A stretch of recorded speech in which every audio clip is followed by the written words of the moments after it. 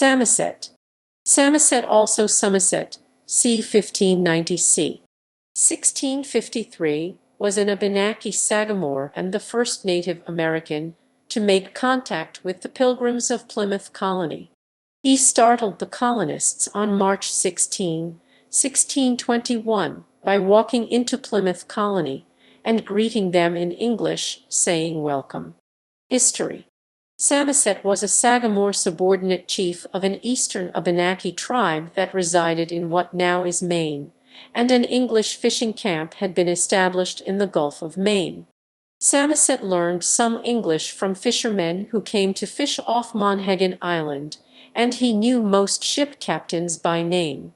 The Abenaki language is an Algonquian language related to the Massachusetts language of the Nauset and Wampanoag people of the area around Plymouth Colony, and Samoset was visiting Wampanoag chief Massasoit at the time of the historic event. He entered the settlement at Plymouth on March 16, 1621, greeted the colonists in English, and asked for beer. He spent the night with the Pilgrims on that occasion, then returned at another time with 5 other Indians who brought deer skins to trade. It was a Sunday and the colonists declined to trade that day, but they offered the men some food. Samoset came back on March 22, 1621, with Squanto, the last remaining member of the Patuxet tribe. Squanto spoke much better English than Samoset, and he arranged a meeting with Massasoit. In 1624, English Captain Christopher Levitt entertained Samoset and other Indian leaders in the harbor of Portland, Maine. Samoset is believed to have died around 1653 in Pemaquid, Maine. The orthography of Samoset's name varied depending on who was discussing him. He appeared as Samoset in some accounts and as Somerset in others. This is probably a folk etymology from Somerset in the West Country of England, home of many sailors. Account in Mert's Relation. Mert's Relation is a 1622 account of the early days of Plymouth Colony. It describes Samoset's visit thus. Friday the 16th, a fair warm day towards. This morning we determined to conclude of the military orders, which we had begun to consider of before, but were interrupted by the savages, as we mentioned formerly, and whilst we were busied hereabout, we were interrupted again, for there presented himself a savage, which caused an alarm. He very boldly came all alone and along the houses straight to the rendezvous, where we intercepted him, not suffering him to go in, as undoubtedly he would out of his boldness. He saluted us in English, and bade us welcome, for he had learned some broken English among the Englishmen that came to fish at Monhegan, and knew by name the most of the captains, commanders, and masters that usually come. He was a man free in speech, so far as he could express his mind, and of a seemly carriage. We questioned him of many things. He was the first savage we could meet withal. He said he was not of these parts, but of Moratigan, and one of the sagamores or lords thereof, and had been 8 months in these parts, it lying hence a day's sail, with a great wind, and 5 days by land. He discoursed of the whole country, and of every province, and of their sagamores, and their number of men and strength.